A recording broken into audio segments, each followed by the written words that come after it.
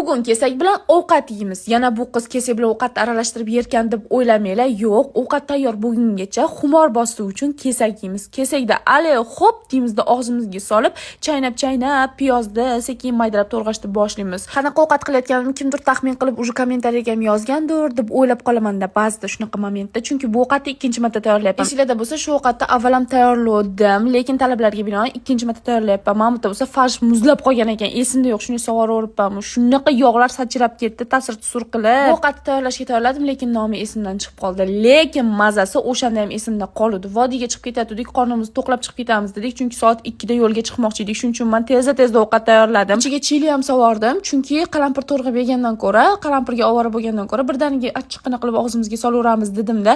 Lavash dumaloq xamirlardan oldim, atrofini shu skоворodkadagi suvga shivitdim-da, keyin srazi xamirlarni terib ichiga nachinkasini solib qo'yiqqina qildim, chunki yo'lda pul sarflab qornimiz och qilsa u bu narsa olmaylik degandim, lekin chuchvarani xom sanabman, chunki men nafsim ochlik qilib boshim aylangani uchun qurut olib yedim. Voila, tayyor. Nomi nima edi? Kommentariyada yozib ketinglar, men qadrli lyubimchiklarim.